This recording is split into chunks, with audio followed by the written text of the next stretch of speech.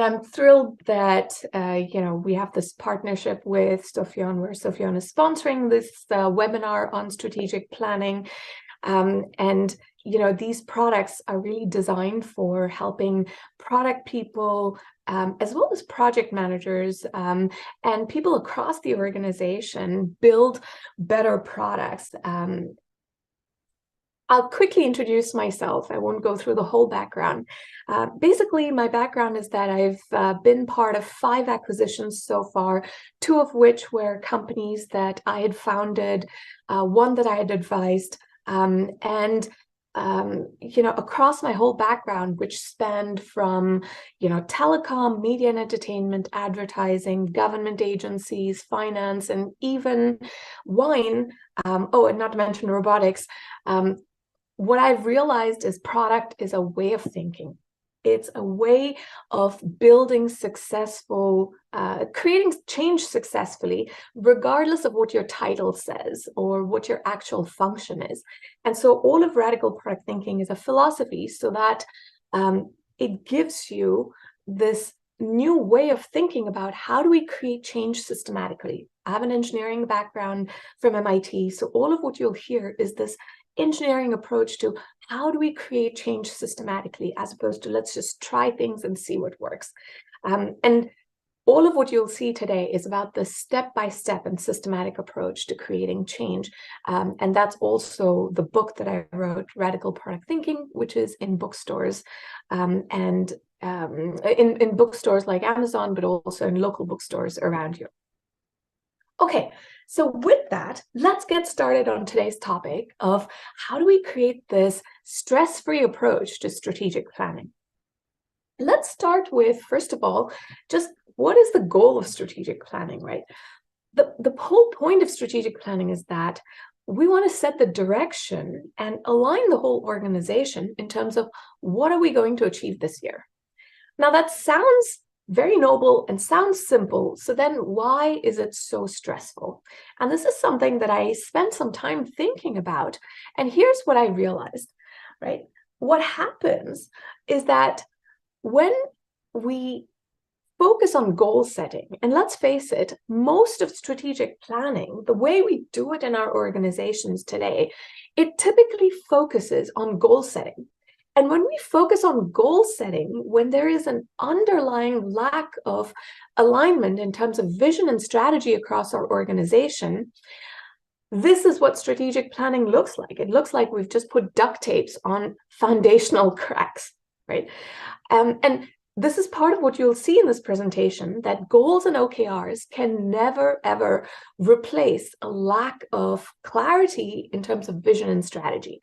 And so what makes strategic planning in our organizations stressful is that we often focus on goal setting without this lack of underlying clarity and alignment. And so this is what we want to do differently.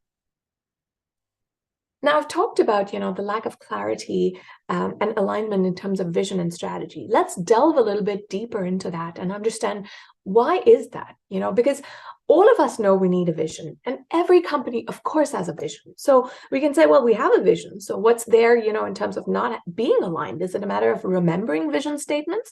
It's not that, right? The fundamental problem with our vision statements is typically that we've learned that vision statements have to be broad and aspirational, right? They have to be unchanging. They have to be super high level that we're never going to achieve. And so the reality is you have these vision statements that are about, reinventing something, disrupting something, empowering, and it's about being the leader in something, et cetera, et cetera. So all these high level vision statements that we have, but what we don't have from those high-level vision statements is practical direction when we actually have to make choices. We don't have vision statements that act like a filter where you can hold up either an opportunity or, a feature against this vision and say, should I do this or not? And sometimes the answer should be no, don't do it, right? So that's the kind of clarity that we lack in our vision statements. And so let's look at some practical examples. And these are vision statements actually of public companies out there. And actually one of them is not public, but well known. I won't I'm not trying to shame any companies. I'm not going to label, which companies these are, well, except one, because that's so public. But here are examples of vision statements that exist, and we'll talk about why these are completely useless. So here's one, right? Contributing to human progress by empowering people to express themselves. Now, this could be the vision statement of my kid's piano teacher who is empowering them to express themselves. It could be the vision statement of a dance studio, of a social media company, of a company that makes stickers. Practically anything goes, right? And so there are other such examples, but let's look at the bottom one, which says to be the best in aerospace and an enduring global industrial champion. Now, this one I will actually call out. This is the vision statement of Boeing. And let's think about, well, what exactly does it mean to be the best in aerospace? I mean, you could measure that as market share. You could measure that as shareholder returns or as, revenues. There are endless ways of saying, what does it mean to be the best in aerospace, right? And let's look at the ongoing problems that Boeing has had with 737 MAX, and after 2 fatal crashes, the latest one where pieces of fuselage fall off. That is an example of a really fluffy vision that means absolutely nothing for what you actually do in terms of building a product. And I talk about the whole Boeing example in the book in much more detail, and you can take a look at that. So that's the first problem, this lack of clarity in terms of a vision that doesn't give us enough direction. The next problem then is, well, most companies do have a strategy, but the reality is most strategy documents that I come across are super fluffy and, again, quite meaningless. So here are actual quotes that I see from strategy documents, and we'll talk about, why that is useless, right? So here are examples like we have to fortify and grow our core, increase operational efficiency, or increase our direct-to-customer focus, right? All of these are fluffy statements. We can make those, but it's not terribly actionable.